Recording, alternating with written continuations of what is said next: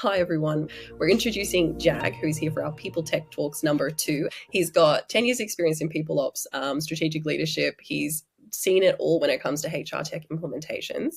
And so he's going to share with us now some practical things you can take away today to learn all about HR tech and how to implement it well. So thank you for joining us. We're talking about the challenges that people face when it comes to HR tech implementations, just the repeated things that can be worked on, but maybe we're not realizing that there's some things that can help us with that. Yeah, of course. So, I guess the major thing that I see most of the time is that teams don't know how to start implementations. People just dive headfirst, and there's very little planning that happens in the beginning. And, some sections aren't even used at all. There's weird workarounds sometimes where there's an easy fix there. No one really questions it because that's just how it's always done. There's no automations being used. So that's the sort of the general theme that I see. And what I do actually is I support teams. I do the advising, the upskilling, and I help with that really important sort of the planning phase, I guess. I feel like that's where you've got all the gold as well. And so for everyone who's in a HR tech implementation at the moment or is coming up to one, maybe Jag, you can share what are the things that they can do to be firstly more agile, take away some of the stress, but have better and more successful outcomes, right? We can never be perfect, but what are we, aiming for and what can they do there? Yeah, so I guess what I've seen that works really well is to approach things in a more agile way, right? So either you've heard about it or you haven't. It's pretty much everywhere. It's used a lot in software engineering, and I'm a big fan of it. So really, it's agile is the main methodology with a light sprinkling of systems thinking at the beginning. But I get that doesn't really make sense, right? Much sense at least. So what can you do? So I want to share a bit of a framework that I like to use that helps you step through the implementation phase of a HRIS or any sort of HR tech, to be honest with you, in a more agile way. This can reduce your stress. It can increase likelihood of successful outcomes, I guess. And I guess I like to use the PIRR methodology. PIRR, as in purr like a cat, or? Yeah, like a cat. No, well, spelled differently. So PIRR, right? So implement, review, retro. And so you should think of it as more of a closed loop, right? So something that repeats, right? Something that you do and then you repeat. Yeah, so you do a lot of planning at the beginning, which a lot of people miss, but you do the implementation and then you review and then you understand what went wrong, what hasn't, and then you implement a bit more and then you review and you implement a bit more and you throw some retros in it, which we'll get onto it later. So that's that sort of that constant feedback loop. That's the type of loop that you want rather than a sort of a linear way of this is where we start and then we're going to end here and hope that it's worked out well. So this framework, so that's actually very helpful. I think, it's always good to have something to refer to. I like it. All right. So take us through, high level, take us through this PIRR. Let's pretend that I know nothing about that. I'm starting a HR tech project. What the hell should I do? Yeah, of course. So the biggest advice I can give really is at the beginning, pause and don't. I know it can be very exciting. Oh, we've got this new thing that's going to solve all our problems. Let's go in head first. Try and pause right at the beginning and sort of say, right, okay. So before the implementation phase, try and think about each part of the people function and think about how each individual part and how that can sort of all create something greater than them individually, like little cogs in a bigger machine, right? So for example, you can say holidays, sickness management, benefits, employee data, performance management, payroll, and start thinking about how they interact with each other. I don't know, holiday and sickness can interact with performance and employee data or benefits can interact with payroll, so you've got this. I'm not saying it's going to give you a eureka moment where you're just going to be like, this is it, but it will get you thinking in that sort of way. It's kind right? of connectedness, right? It's what does everything connect to? And I think that's something that I noticed, the biggest thing that I noticed around this kind of systems thinking in this planning phase, because you mentioned it before, is not even just about like the system and how it all connects and, all the bits and pieces. But once you do that, you start to then go beyond the system and go, and what people touch this system at what point? So what stakeholders, do we have? Is it IT? Are they going to care about the data security? And then we've got the leadership, they're going to care about the cost. And then they've got, all these things, they're going to want status updates. You start getting this whole map, like almost like you think of like a web of things that you start building out. And that connectedness and that systems thinking is like how everything connects and how it all impacts each other is probably, I feel like, has been like one of the biggest things that's helped me when I'm doing stuff. So I absolutely agree with that. Like perfect in the planning phase. Yeah, like the planning bit for me, as I said, is quite important. And you can have, I call it like the 3Ds, right? Which is data gathering, define what success looks like, and the last one's a bonus, which is like diagrams. But if I quickly sort of run through that, so the data gathering is like, first of all, like what do you want this to do really well? What problems is solving, right? What other parts of the organization will the implementation impact, like you mentioned, stakeholders, and do you have their buy-in? And that's really important because, say, for example, you have someone working in finance and they have their way of doing payroll, and you have a payroll function in your HRIS. Whether it makes their job easier or not is irrelevant. If you don't take them on the journey with you, they're not going to like that change because they feel unheard, right? So identify the stakeholders right at the beginning and understand that they need to be brought in, and they will be your champions later on when you're sort of rolling this out, right? So really get that going right at the beginning. Have you figured out everything possible in the pre-onboarding, onboarding, and offboarding process? Because something like all sorts of HR tech can really solve that problem. I was doing some talks, a few weeks ago, and a lot of the things that came up around setting people up for success or the future of work, or how to like scale up like a team properly, came back to onboarding. Sometimes overlooked. So really focus on that. I'm a big fan of like post-it notes. So just fill up your wall with post-it notes, understand what each step means and what that looks like. Yeah. So, and then finally, you want to think about, well, are you leveraging all the possible integrations and automations that you possibly can? Figure out, well, what other platforms can you get rid of that this HR tech is going to start to sort of amalgamate?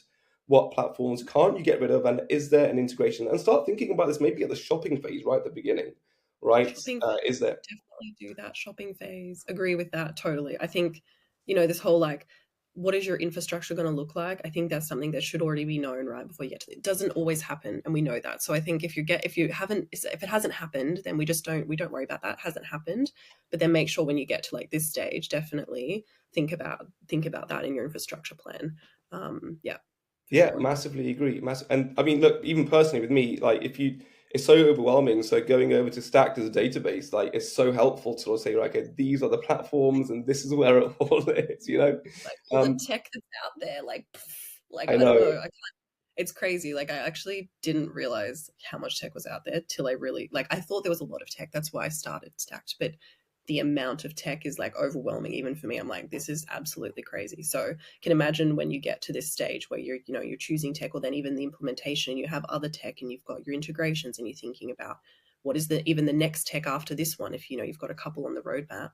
Like it is a lot. So this is exactly why this talk with you is so good, because we're getting, what can you do right now? What are the steps? Break it down, make it a lot more digestible. And I think that's where this frameworks you're giving us are just gold.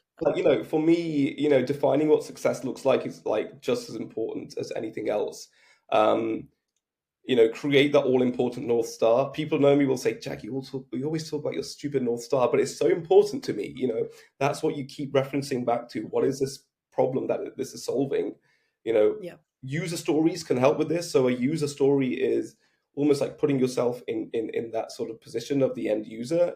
So an example could be, Jag doesn't understand what his benefits are, and that's a problem, right? So Jag goes into the benefit section of the HRIS, and now he's able to clearly understand the dental cover limitations. And there's also a call to action for Jag to book a dentist appointment. That's the sort of solution. So that can be like a definition of success for a section of maybe the benefit section, right, of the HRIS. So that will help with. It's good. Yeah, that's what you're designing the solution, right? And that's what the implementation of a tech is. You're designing a problem fix. You're designing the solution to all these challenges that your business has. And that can be, like you said, even and that's how you should think about it, to the point of like, that individual in that, in our business, that employee needs to know what their benefits are and be able to book them, right? It's such a great example because you actually become like a design, like I feel like you're a curator of an experience when you're implementing tech. Like you're not just doing tech.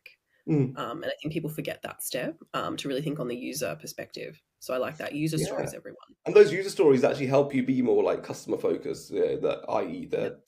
the end user, right? You know.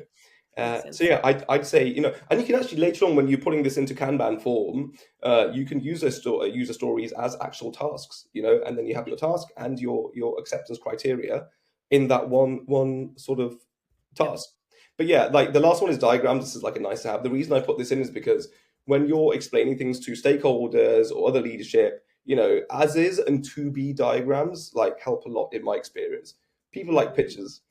So having a flow chart that sort of says this is what it's currently like and it's crap and it doesn't work, and this is the to be like flow chart of what it's going to look like, and this is the time and money and everything it's going to save. So putting that in there right at the planning phase helps you visualize. I'm a visual person, so maybe it Yep, me too. helps me a bit more, right? I So love the images. yeah, I know, right? So that's that. So the planning phase is more the phases in the sprint, right? So I'd say split out the implementation into phases, and this can be each part of the HRIS. So sprint one could be employee data, so uploading that onto the platform. Phase two could be the benefit section. Phase three can be the holiday and sickness, or you may want to wait until the end of the holiday period to do that. But yeah, break it up into those chunks. These I feel like they can be weekly sprints. So, maybe up to 50 or 60 employees, but large organizations, you can do a 2-week sprint. Anything larger than 2-week sprint, I'd say break it up further. For sure, I agree with that. Definitely more than 2 weeks. It's not a sprint anymore. It's then you just stop. 1 week to 2 weeks is good, depending on your cadence in the team. But maybe sprints. Can you explain what a sprint is? Because not everyone has worked with Agile. Not everyone knows what a sprint is. Maybe just high level. What is a sprint? Yeah, of course. So like a sprint is almost a time period where you're saying in this time period, I'm going to do this work. I'm committing to this work. So say, for example, at the beginning of the week, I'm saying, right, in this sprint, in this 1 week, I'm going to be collecting all the employee data, putting it onto a spreadsheet and uploading it onto the platform. I can break that down into smaller tasks, and I'm committing that I'm going to get that done at the end of that week. So that's basically what a sprint.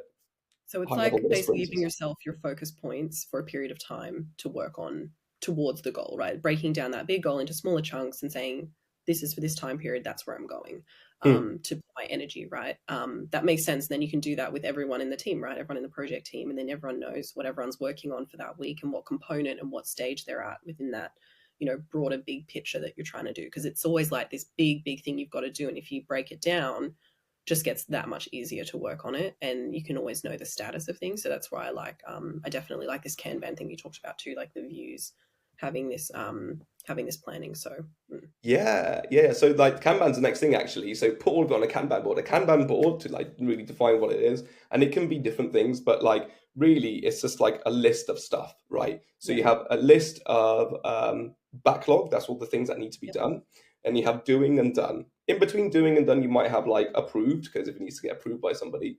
But really, you share that with all your stakeholders, and that's like a very open way to sort of show like, this is what needs to be worked on. This is what I'm doing right now. And this is what's completed. It helps with your own sanity because there's so many moving bits. Other people can check in to see where you are. And then putting it in a Kanban will clearly just define what you're doing in each sprint, right? Yeah. As I said, you can put each task in there as a user story if you want to. And clearly, as you mentioned, clearly you all define all the owners. Because sometimes what I see in implementations is I sort of ask, well, who's doing this bit? And the reaction is, I think me, I don't know. So really defining who the owners are will help drive, this implementation to be, quicker. So really define those owners there. You can use something like Trello, which I think is free-ish. Notion has every one of these platforms has some form of Kanban functionality. So I'd say Kanban it, right? And I feel like if you're not using Kanban in HR at the moment, if you're in HR and team and you're not using Kanban, then you definitely should have a look into it, because it's one of the easiest ways for your team to get transparency. It's nice. Another part, the final bit is retro, right? And you Yeah. can throw demos into this as well. So a retro is like a retrospective. So looking back and sort of saying what worked, what didn't work. Like there's loads of frame. You got sad, mad, glad, which I like to use. What am I sad about? What am I mad about? What am I glad about? There's loads. If you Google like retro frameworks, there's loads of stuff out there. So give that a Google. There's loads of stuff you can use.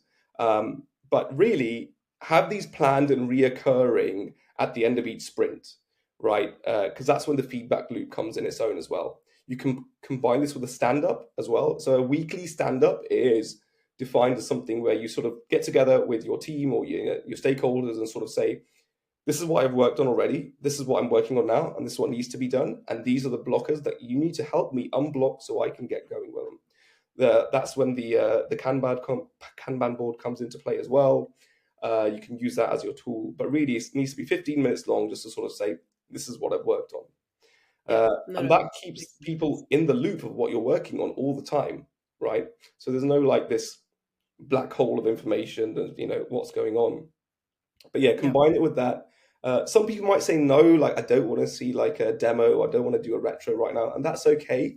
But it's important that you do a stand-up each week and a retro after each sprint, because you want to understand what worked and what didn't work to inform your next sprint, right? Your next sort of. That's also the key with Agile. That's like the benefit of Agile, is that you get this feedback loop and you start to, so rather than like going through your whole project and then being like, what did we do bad? You go, what did we, what can we improve on at the end after you've done like, 3-4 months of work? You can go after 2 weeks or 1 week and then see, okay, how are we like operating as a team? Did that work very well? Are we like way overestimating how long it takes to do things or underestimating how long it takes to do things? Are we coordinating the best we can?